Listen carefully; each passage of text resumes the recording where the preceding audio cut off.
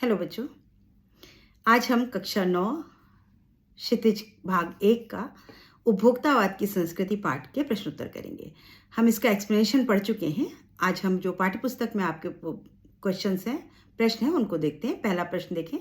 लेखक के अनुसार जीवन में सुख से क्या अभिप्राय है? अभी पाठ में लेखक ने कहा कि हमारा सुख हमें मिलना चाहिए, तभी हम संतोष मिलता है हमको। अगर सुख नहीं मिलेगा तो हमारे अंदर अशांति फैल जाती है। तो अभी इस सुख के बारे में क्या मतलब है, इस सुख से उसका क्या तात्पर्य है? लेखक के अनुसार जीवन में सुख से अभिप्राय केवल उपभोग सुख से नहीं है। उपभोग सुख ही नहीं, अपितु अन्य प्रकार के मानसिक, शारीरिक और सूक्ष्म आराम भी सुख ही कहलाते हैं। लेकिन वर्तमान युग ने तो जैसे इसकी परिभाषा ही बदल दी हो। अब तो लोग केवल उपभोग के साधनों के भोगने को ही सुख मानने लगे हैं। अभी यहाँ इस बात से क्या अर्थ है कि सुख क्या होता है? एक सुख होता है कि हमको खाने को मिल गया, पेट भर गया, अच्छी नींद मिल गई, हम बीमार नहीं हैं, हमारे घर में सब लोग स्वस्थ हैं, सब ठीक है, तो हम सुखी हैं। एक सुख होता है कि हमारे पास सब कुछ है, फिर भी हम परेशान हैं, बेचैन हैं। हमें लगता है हम ये खरीद लें, बड़ी गाड़ी ले लें, बड़ा घोड़ा ले लें, बड़ी मोटरसाइकिल, महंगी वाली स्पोर्ट्स बाइक ले लें, बढ़िया बढ़िया ब्रांडेड कपड़े ले लें, हम नई नौकरी मिल जाए, हमें प्रमोशन मिल जाए, हमें और मिल जाए, तब हमें सुख प्राप्त होगा। तो जो ये सुख की परिभाषा है, आज जो सुख है वो उसकी परिभाषा बदल गई है। आज की दुनिया में जो परिवेश है उसमें क्या हो गया, उपभोग के साधनों को भोगने को ही सुख कहते हैं। जिसके पास जितने उपभोग के साधन, उसको हम उतना सुखी मानते हैं। हमें सोने के लिए एक वही 3x6 की जगह चाहिए, लेकिन हमें बड़ा बंगला हो, उसमें 4 कमरे हों, तब हमें लगता है कि हमारे पास सुख है। ऐसा नहीं है। अगर नींद आ रही है और आपको एक जगह जरा सी कोना भी मिल जाए सोने का, तो हम सुख से नींद सो सकते हैं। तो लेखक के अनुसार केवल ये उपभोग ही सुख नहीं है, लेकिन आज की परिभाषा बदल गई है। आज हम इस उपभोग के साधनों को ही सुख मानने लगे हैं। लेखक के अनुसार क्या है? मानसिक सुख, शारीरिक सुख और सूक्ष्म आराम भी सुख कहलाता है। थोड़ा सा अगर हमें आराम भी मिल जाए तो हम उसको सुख मानते हैं। प्रश्न 2 देखिए। आज की उपभोक्तावादी संस्कृति हमारे दैनिक जीवन को किस प्रकार प्रभावित कर रही है? आज की जो हमारी उपभोक्तावादी संस्कृति है, उससे हमारा दिन भर हम कैसे प्रभावित होते हैं? दैनिक जीवन मतलब हमको रोजमर्रा की जो जिंदगी है उसमें भी प्रभाव पड़ रहा है। कैसे पड़ रहा है? उपभोक्तावादी संस्कृति के कारण हमारा दैनिक जीवन पूरी तरह से प्रभावित हो रहा है। अब व्यक्ति उपभोग को ही सुख समझने लगा है। इससे हमारी संस्कृति, पहचान, आस्थाएं, परंपराएं घटती जा रही हैं। इसीलिए लोग अधिकाधिक वस्तुओं का उपभोग कर लेना चाहते हैं। लोग बहुविज्ञापित वस्तुओं को खरीदकर दिखावा करते हैं। इस उपभोक्तावादी संस्कृति से लोग अपनी प्रतिष्ठा को जोड़कर भी देखने लगे हैं। हम जो भी खाते पीते या ओढ़ते पहनते हैं, हर चीज विज्ञापनों से प्रभावित नजर आती है और देखा देख उसकी ओर हर कोई आगे बढ़ते जाते हैं। संस्कृति से मानवीय संबंध भी कमजोर हो रहे हैं। अमीर गरीब की मध्य दूरी बढ़ने से समाज के लोगों के मन में एक दूसरे के प्रति अशांति और आक्रोश भी बढ़ रहा है।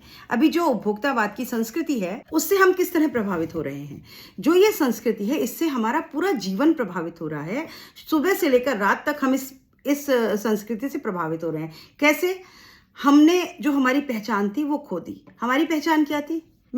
मेरे नाम से मुझे लोग पहचानते, लेकिन नहीं, आज लोग कैसे पहचानते हैं? अरे वो जो ब्रांडेड कपड़े पहनता है वो, अच्छा वो जो अरमानी का चश्मा लगाता है वो। तो हमने अपनी पहचान बदल दी, हमारी आस्थाएं बदल गई। हम जिसको मानते थे आज हम उसको नहीं मानते। आज हम उपभोग की वस्तुओं को, पैसे को ज़्यादा अहमियत देते। हमने परंपराएं बदल ली। हमारे घर में परंपरा थी कि 2-4 लोग मिलके, अड़ोस पड़ोस के मिलके हम त्योहार मना लेते थे, लेकिन आज परंपरा बदल गई। आज वो पॉम्प एंड शो हो गया है, इतना डेकोरेशन होगा, इतना ये होगा, तब आप कोई त्योहार मना लेंगे। धीरे धीरे हमारी मॉरल वैल्यूज कम होती जा रही हैं और लोग उपभोग की चीज़ों को इकट्ठा करने में लग गए हैं। लोग बहुविज्ञापित वस्तुओं को खरीदकर दिखावा करते। लोग क्या करते हैं? जिसका विज्ञापन ज्यादा, वो वाली चीजें खरीदते हैं, क्योंकि वो ज्यादा टीवी पे दिखाई देता है। तो लोग उसकी खरीदारी करने में उसको अपनी शान समझने लग गए हैं। और इसी के कारण लोग इसको अपनी प्रतिष्ठा से जोड़ के देखते हैं। मतलब हमारे पास अगर हमने बढ़िया वाली चीज़ खरीदी तो हम ज़्यादा बड़े आदमी हैं, अगर छोटी चीज़ें हमारे पास तो हम बड़े आदमी नहीं हैं।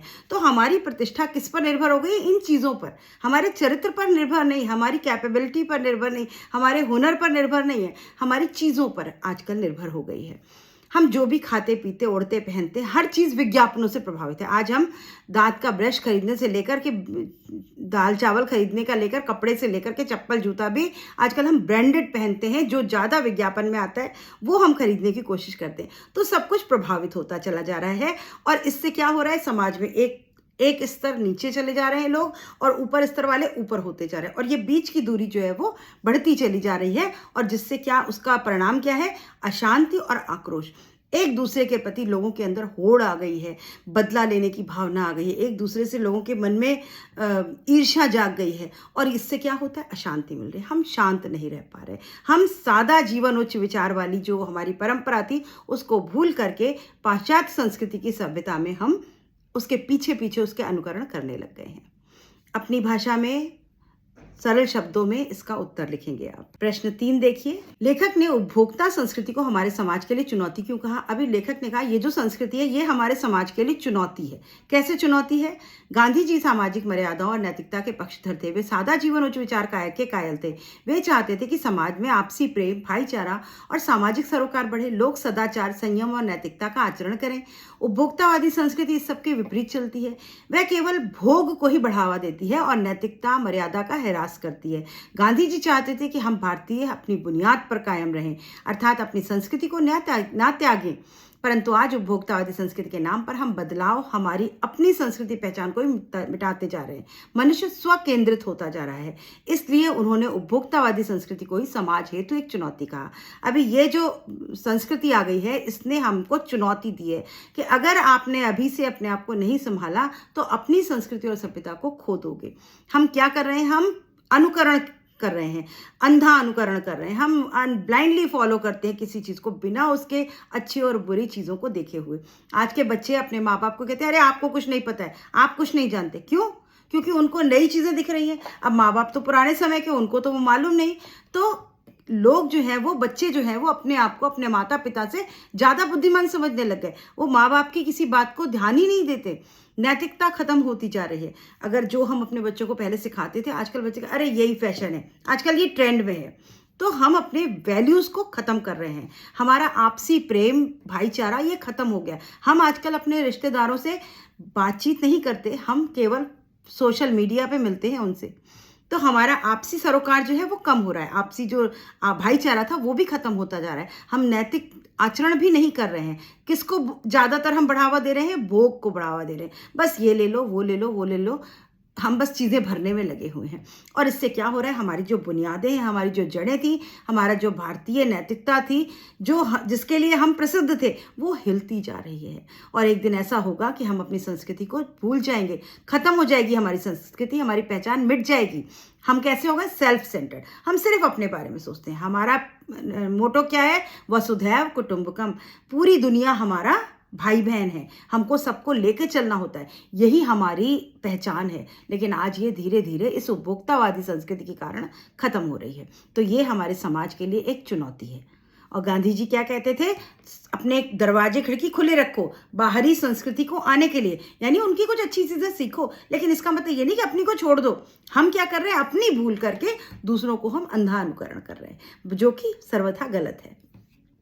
प्रश्न 4 देखें, जाने अनजाने आज के माहौल में आपका चरित्र भी बदल रहा है और आप उत्पाद को समर्पित होते जा रहे हैं। अब धीरे धीरे हम उत्पाद मतलब चीज़ों के लिए समर्पित हो गए, मतलब चीज़ें हमारे लिए नहीं है, हम चीज़ों के लिए हो गए हैं। और हम धीरे धीरे क्या हो रहा है, अपने माहौल और अपने चरित्र को भी बदल दे रहे हैं, हम वैसे ही बनते जा रहे हैं। उपभोक्तावादी संस्कृति का प्रभाव परोक्ष है। इससे प्रभावित होकर हमारे चरित्र में बहुत से परिवर्तन आ रहे हैं। यह संस्कृति अधिकाधिक उपभोग को बढ़ावा देती है। पश्चिमी जीवन शैली को बढ़ाने वाली तथा दिखावा प्रदान होने के कारण विशिष्ट जन इसे अपनाते हैं और महंगी वस्तुओं के प्रयोग से प्रतिष्ठा का प्रतीक मानते हैं। उपभोग को ही लोग अपने जीवन का सच्चा सुख मानते हैं। भौतिक साधनों का उपयोग करने लगते हैं, इससे वे गुलाम बनकर रह जाते हैं, बल्कि अपने जीवन का उद्देश्य ही उपभोग को मान बैठते हैं, जिससे उनका चरित्र भी प्रभावित हो रहा है। अभी केवल ये हमारी दिनचर्या नहीं बदलती, हमको नहीं बदल रही, हमारा चरित्र भी बदल रही है। हमने अपना चरित्र ही खो दिया है, हम अपनी पहचान खोते जा रहे हैं। क्यों? क्योंकि हम चीज़ों के पीछे भाग रहे हैं, क्या ले लें और क्या पाएं और क्या खरीद लें, हम इसमें लग गए हैं। ये सब काम कौन कर रहा है? विशिष्ट लोग, कुछ खास लोग जो हैं वो चीज़ों के पीछे भाग रहे हैं। ब्रांडिंग के पीछे भाग रहे हैं और उसका असर बाकी सारी आम जनता पर भी हो रहा है। तो हम धीरे धीरे अपना उद्देश्य भूल गए कि हम क्या उद्देश्य लेके चले थे। हमारा उद्देश्य क्या है? जीवन जियो, उपलब्धियां हासिल करो, कुछ अच्छा करके दिखाओ, अच्छे कर्म करो, अपना अच्छा चरित्र बनाओ। नहीं, आज हम किस में लगे पड़े हैं कि हमारे पास गाड़ी बड़ी आ जाए, बंगला बड़ा आ जाए, हमें पदवी बड़ी मिल जाए, हमें पोस्ट बड़ी मिल जाए। इसके लिए अगर हमें कुछ गलत भी करना पड़ता है तो हम वो भी करने को तैयार होते हैं। तो यहाँ हमारे चरित्र का भी हनन हो रहा है, हम अपना चरित्र खोते जा रहे हैं।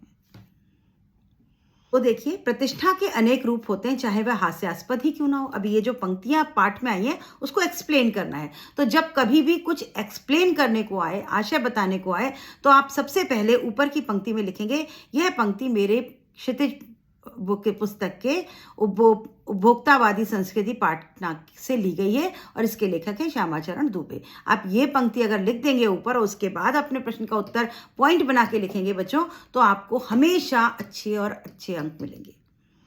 प्रतिष्ठा के अनेक रूप होते हैं, चाहे वे हास्यास्पद ही क्यों ना हो। अभी प्रतिष्ठा के बड़े सारे रूप होते हैं। हम अपनी प्रतिष्ठा कैसे बताते हैं? चाहे वो हमें हंसी के पात्र बन जाए, लेकिन हम अपनी प्रतिष्ठा दिखाने में पीछे नहीं हटते। प्रतिष्ठा के अनेक रूप होते हैं, जिनमें से कुछ तो अपने आप में ही काफी हास्यास्पद होते हैं। हास्यास्पद का अर्थ है हंसने योग्य होना। लोग समाज में प्रतिष्ठा दिखाने के लिए तरह तरह के तौर तरीके अपनाते हैं। जैसे मैंने आपको उदाहरण दिया था फटी जीन्स पहनना, अभी केवल प्रतिष्ठा के लिए कि मैंने ये ब्रांडेड जीन्स पहनी है, हम फटे कपड़े पहनने को तैयार है। ऐसे आपको कोई फटा कपड़ा दे दे पहनने को, आप पहनेंगे? कतई नहीं पहनेंगे। लेकिन प्रतिष्ठा के लिए हम कुछ भी करने को तैयार हो जाते हैं। आज अभी बीच में फैशन चला था, बाल लड़के अपने खड़े कर लेते थे। क्या वो अच्छे लगते थे मुर्गे जैसे बाल खड़े हुए? लेकिन नहीं, फैशन में अपने आप को प्रतिष्ठित दिखाने के लिए वो अपने बाल खड़े कर लेते थे। लाल, पीले, नीले, हरे बालों को रंग लेते हैं। अरे बाल काले होते हैं, भूरे होते हैं, सफेद होते हैं, इसके अलावा तो कलर नहीं होता, लेकिन वो रंगीन रंग लेते हैं बालों को। क्यों? क्योंकि भले वो हंसी के पात्र बनते हैं, लोग उनको देख करके मजाक उड़ाते हैं, उनको हंसते हैं। आजकल कपड़े लाल, हरे, नीले, बिल्कुल ब्राइट कलर, फ्लोरेसेंट कलर्स लोग पहन लेते हैं, क्योंकि प्रतिष्ठा है, फैशन है, आधुनिकता की अंधी होड़ में शामिल है वो। भले उसके बाद उनको मजाक लोग बनाए उनका, तो हम हास्यास्पद हो जाते हैं। उनमें कुछ अनुकरणीय होते हैं, कुछ उपहास का कारण बन जाते हैं, जिससे पाठक को ना चाहते हुए भी हंसी आ जाती है। पश्चिमी देशों में लोग अपने अंतिम संस्कार, अंतिम विश्राम हेतु अधिक से अधिक मूल्य देकर सुंदर जगह सुनिश्चित करके अपनी झूठी प्रतिष्ठा दिखाते हैं। उनका ऐसा करना नितांत हास्यास्पद है। अपने मरने के बाद, हमारी मृत्यु के बाद, हमारे जहाँ हमें लिटाया जाए, हमें रखा जाए, वो जगह कैसी हो, इसके लिए पैसे देना कहाँ की अक्लमंदी है। जब हम ही मर गए तो फर्क क्या पड़ता है हमें कहीं भी लिटाया, या हमारी जगह पर घास है, या फाउंटेन लगा है, या लाइट लगी है बेवकूफ़ी की बात, लेकिन लोग करते हैं और ये हास्यास्पद है। अभी आपने, पहले तो हम पश्चिमी देशों में ही सुनते थे, अब तो हमारे देश में भी होने लगा है ये, कि लोग अपने बच्चे के पैदा होने से पहले उसका एडमिशन करा देते हैं। अगर पहले ये बात कही जाए तो सब हंसते थे, ये ऐसा भी होता है क्या? अभी तो बच्चा आया नहीं दुनिया में, उसका नाम लिखा दिया। हाँ, लिखा दिया। आजकल हालत ये है, बड़े बड़े स्कूलों में, जो ब्रांडेड स्कूल्स हैं, वहाँ पर एडमिशन नहीं मिलता, तो माँ बाप पैदा होने से पहले ही बच्चे का नाम लिखा आते हैं कि इस महीने में हमारा बच्चा पैदा होगा और 3 साल बाद जो है वो आपके स्कूल में आएगा, तो पहले से डोनेशन ले लीजिए हमारा। है हास्यास्पद बातें? तो यही है हास्यास्पद बातें जो लोग प्रतिष्ठा के लिए कर देते हैं और फिर डींगे हाँकते हैं कि उस स्कूल में हमारे बच्चे को तो एडमिशन मिल गया, अभी बच्चा आया नहीं है, लेकिन हमें एडमिशन पहले से, हमारी सीट रिजर्व है। कोई वस्तु, नेक्स्ट प्रश्न देखें, कोई वस्तु हमारे लिए उपयोगी है या नहीं, लेकिन टीवी पर विज्ञापन देखकर हम उसे खरीदने के लिए अवश्य लालायित हो जाते हैं। अभी ये बड़ी कॉमन सी बात है बच्चों, इसमें आप हम सब शामिल हैं। चीज़ हमें ज़रूरत नहीं है, लेकिन हम केवल उसका ऐड देख करके हम इतना अट्रैक्ट हो जाते हैं और सोचते हैं अच्छा मैं भी लेके आती हूँ, देखो एक बार तो देखे कम से कम, और हम जाके खरीद लाते हैं। विज्ञापन देने वाले का तो काम पूरा, वो तो सक्सेसफुल हो गया। क्यों? क्योंकि उसने दिया ही इसलिए था कि आप जो है वो पा सकें, वो चीज़ खरीदने आ जाए और उसका मुनाफा हो, और हम फंस भी जाते हैं उसमें। उत्तर देखिए, विज्ञापनों का प्रभाव काफ़ी सूक्ष्म और सम्मोहक होता है। इसकी भाषा अपनी ओर आकर्षित करने वाली होती है। ये हमारे आंखों और कानों को विभिन्न दृश्यों और ध्वनियों के सहारे प्रभावित करते हैं। वे हमारे मन में वस्तुओं के प्रति भ्रामक आकर्षण जगा देते हैं। कैसे आकर्षण जगाते हैं?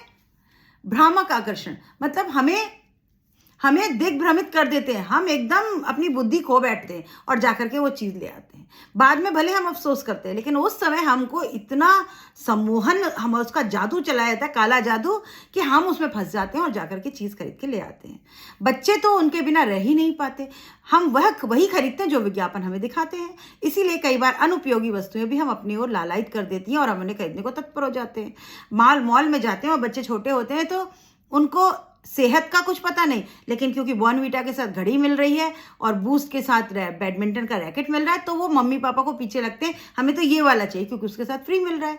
और यही विज्ञापन है कि ये खरीदो तो इसके साथ फ्री मिलेगा। अब उसके अंदर भले मूंगफली के छिलकों का भूसा क्यों ना हो, हम खरीद के ले आते हैं। हम अपनी सेहत से भी खिलवाड़ कर लेते हैं। और माँ बाप जो हम पढ़े लिखे लोग हैं, हम भी ये काम करते हैं। तो ये सब क्या है? ये सब विज्ञापन की चमक दमक है जो हमें जकड़ के रखी हुई है और हम जो है वो इसके पीछे अंधा अनुकरण कर रहे हैं। हम अपने बच्चों को मैकडॉनल्ड में बर्गर खिलाने और पिज़्ज़ा हट में पिज़्ज़ा खिला के लाते हैं और बड़ी शान से बता रहे, कल वो बेटे ने जिद करी तो हम उसको मैकडॉनल्ड का बर्गर खिला के ले आए थे, कोल्ड ड्रिंक पिला दी थी, एक बच्चा खुश हो गया। ये डींगे हाँकते हैं, जबकि हमें अंदर भी पता है कि हमने जो कल बच्चे को अपने खिलाया है वो केवल सिर्फ और सिर्फ खाली एम्प्टी कैलोरी बच्चे को दिए, उसमें कुछ हेल्थ नहीं थी। तो ये क्या है? ये यही है, हमको ये जो विज्ञापन है ये हमको खींच लेते हैं अपनी ओर। प्रश्न 6 देखें। आपके अनुसार वस्तुओं को खरीदने का आधार वस्तु की गुणवत्ता होना चाहिए या विज्ञापन? तर्क देकर स्पष्ट करें। इंपॉर्टेंट प्रश्न है। आप जब चीज खरीदते तो आप गुणवत्ता देखकर लाते हैं या उसका विज्ञापन देख करके? और क्या लेना चाहिए, इस पर तर्क देना है। हमारे अनुसार वस्तुओं को खरीदने का आधार उसकी गुणवत्ता होना चाहिए, ना कि विज्ञापन। जो एक्चुअल बात है वो क्या होनी चाहिए कि हमें चीज की क्वालिटी देखनी है, ना कि उसका विज्ञापन देख करके उसको लाना है। क्यों? क्योंकि विज्ञापन हमारे मन में उस वस्तु के प्रति भ्रामक आकर्षण पैदा करते हैं। विज्ञापन क्या करते हैं? हमारे अंदर झूठ मूठ का आकर्षण पैदा कर देते हैं। विज्ञापन हमें चीजों के गुण का ज्ञान नहीं देते, बल्कि उनकी विविधता, उपलब्धता या उनके मूल आदि का ही ज्ञान देते हैं। विज्ञापन हमें चीजों के गुणों का ज्ञान नहीं देते, बल्कि उनकी विविधता, उपलब्धता और मूल्य का ज्ञान देते हैं। विज्ञापन में आपको असलियत कभी नहीं बताई जाती। तीसरा, विज्ञापन के द्वारा हम कभी भी किसी चीज के गुण और दोष की सच्चाई का अनुमान नहीं लगा सकते। कभी भी वो सच आपको नहीं बोल के बताएंगे। इसलिए हम अपनी बुद्धि विवेक से काम लेकर के ही आवश्यकता अनुसार वस्तुएं खरीदनी चाहिए। फिर हमको क्या करना चाहिए? दुनिया बिखरी है, माल, ये मार्केट फैला हुआ है, ठीक है, ये मार्केट फैला हुआ है, इसको फैला रहने दो। ये जो कुछ बेचता है बेचने दो। हमको क्या करना है? हमें अपनी बुद्धि का, विवेक का इस्तेमाल करना है और जो चीज जरूरी है, जो चीज अच्छी है, वो खरीदनी चाहिए। नेक्स्ट प्रश्न देखें। पाठ के आधार पर आज के उपभोक्तावादी युग में पनप रही दिखावे की संस्कृति पर विचार व्यक्त कीजिए। आज के जो दिखावे की संस्कृति है उसके ऊपर विचार करना है और जो हमारे देश में क्या फैल रहा है, उपभोक्तावादी युग है। उत्तर देखिए। आजकल दिखावे की संस्कृति पनप रही है, यह बिल्कुल सत्य बात बिल्कुल सत्य है। वर्तमान युग में लोग कुछ हटकर दिखने के चक्कर में मूल्यवान और प्रसिद्ध सौंदर्य प्रसाधकों, म्यूजिक सिस्टम, मोबाइल फोन, घड़ी और कपड़े खरीदते हैं, क्योंकि इन चीज़ों से आजकल लोगों की हैसियत आकी जाती है। अब आज आपके हाथ में अगर एप्पल का आईफोन है और घड़ी पर एप्पल की घड़ी लगी है, कान में एयरपॉड लगे हुए हैं और आपने कोई ब्रांडेड सी शर्ट पहनी हुई है, तो आप भीड़ में बिल्कुल अलग नजर आएंगे। लोग कहेंगे ओहो बड़ा स्टाइलिश बंदा है ये तो। और हम बढ़िया सा म्यूजिक सिस्टम ले लेते हैं, घर बड़ा बढ़िया बंगला लेते हैं, गाड़ी ले लेते हैं, और ये सब चीज़ें इससे ही हमारी आजकल हैसियत आकी जाती है, हैसियत का पता लगाया जाता है। इसीलिए लोग उन्हीं चीज़ों को अपना रहे हैं जो दुनिया की नज़रों में अच्छी है। नए नए परिधान, फैशनेबल वस्त्र दिखावे की संस्कृति को बढ़ावा दे रहे हैं। इतना ही नहीं, लोग तो मरने के बाद भी कब्र के लिए लाखों रुपए खर्च कर देते हैं ताकि वे दुनिया में अपनी प्रतिष्ठा बनाए रखें। यह दिखावे की संस्कृति नहीं तो और क्या है। दिखावे की संस्कृति के बहुत से दुष्परिणाम अब सामने। इसके दुष्परिणाम क्या है, ये प्रश्न अलग से भी आ सकता है कि दिखावे की संस्कृति की क्या क्या हानियां हैं। तो आप क्या क्या लिख सकते हैं? इससे हमारा चरित्र खराब हो रहा है, बदल रहा है, हम अपनी संस्कृति और पहचान, परंपरा, हमारी आस्थाएं घट रही हैं, हमारे सामाजिक संबंध कमजोर पड़ते जा रहे हैं, मन में अशांति और आक्रोश पैदा हो रहा है, नैतिक मर्यादाओं में कमी आ रही है, आदमी व्यक्तिवाद की तरफ यानी सेल्फ सेंटर्ड होता जा रहा है, स्वार्थी हो गया है, भोगवाद, केवल चीजें खरीदने में लगा हुआ है। इस तरह की कुप्रवृत्तियां का समाज पनप रहा है और ऐसा समाज आज बढ़ रहा है। वैसे मेरे हिसाब से बच्चों, अगर आप मुझसे पूछें तो आज के हमारे बच्चे जो इस समय टीन एज में हैं, वो अभी समझदार हो गए हैं। उन्होंने अच्छा भी देख लिया, बुरा भी देख लिया, तो उनके समझ में आ गया है कि ये सब चीजें बिल्कुल बेकार की हैं और इसमें अपना टाइम, अपना पैसा, अपनी बुद्धि, अपनी एनर्जी वेस्ट नहीं करनी है। किस में वेस्ट करनी है? पढ़ाई लिखाई करो, अच्छी नौकरी करो, लोगों से अच्छे से मिलो जुलो, ये जो रिश्ते हैं इनको संभालो, बस यही जिंदगी है, यही सुख है। प्रश्न 8 देखिए, आज की उपभोक्ता संस्कृति हमारे रीति रिवाजों और त्योहारों के किस प्रकार प्रभावित कर रही है? अपने अनुभव के आधार पर एक अनुच्छेद लिखिए। अभी ये बच्चों इंपॉर्टेंट है कि आज की जो संस्कृति है उपभोक्तावादी, उसने हमारे त्योहार कैसे बदल दिए हैं। आपको लगता है कि त्योहार बदल गए? बिल्कुल बदल गए। पहले सारे स्टेट्स के त्योहार हमें नहीं पता होते थे, हम जिस स्टेट में रहते थे हम तो वही मनाते थे। लेकिन आज ये जो उपभोक्तावादी संस्कृति है, ये जो टीवी है, इस पे जो चैनल है, इसने सब कुछ ऐसा कर दिया कि हर घर में आपको वो त्योहार मनाने को मिलेंगे। अच्छी बात है, त्योहार मनाना अच्छी बात है, लेकिन त्योहार के नाम पे पॉम्प एंड शो करना, पैसे खर्च करना, ये कहाँ की अक्लमंदी है बेवकूफ़ी पूरी तरह। तो उत्तर देखिए, आज की उपभोक्ता संस्कृति ने हमारे रीति रिवाज और त्योहारों को भी काफ़ी हद तक प्रभावित कर रखा है। अब त्योहार का मतलब ही बदल गया है। अब ये त्योहार रीति रिवाज एक दूसरे से अच्छे लगने की प्रतिस्पर्धा हो गई है। नई नई कंपनियां जैसे इस अवसर की तलाश में रहती हैं और किसी भी प्रकार त्योहार के नाम पर ज़्यादा से ज़्यादा ग्राहक को विज्ञापन द्वारा आकर्षित करती हैं। पहले त्योहार में सारे काम परिवार के लोग मिलजुल कर करते थे। आज सारी चीज़ें बाजार से तैयार खरीद कर लाते हैं और बचा कुचा काम नौकरों से करवाते हैं। अभी क्या हो गया, रक्षाबंधन आ रहा है तो मार्केट में सेल लग गई, रक्षाबंधन सेल, स्वतंत्रता दिवस सेल, दिवाली सेल। अब सेल का मतलब चीज़ें सस्ती करके दिखा दी। होता कुछ सस्ता नहीं है, सब हमारी पॉकेट से जाता है, लेकिन हम लोग उस सेल में फंस जाते हैं और हम खरीदारी कर लेते हैं। राखी खरीदने गए, पहले एक धागा, काला धागा जो होता था वो राखी होती थी। आज राखियों में डिज़ाइन आ गई, उसमें रुपए लगने लग गए, उसमें चांदी के सिक्के लगने लग गए और बोलने वाली राखियाँ आ गई, म्यूजिकल राखियाँ आ गई, आजकल ऑनलाइन राखियाँ बेची जाती हैं, पता नहीं क्या क्या। तो हम ये सब क्या हो गए, ये सब दिखावे की संस्कृति। और अगर हमारे पड़ोसी ने कुछ अच्छा कर दिया तो मेरे घर में तो जरूर आना चाहिए। तो ये क्या हो रहा है, हम एक दूसरे से प्रतिस्पर्धा में आ गए, हम होड़ करने लग गए और हमारे आपसी रिश्ते भी जो हैं वो अशांत होते जा रहे हैं।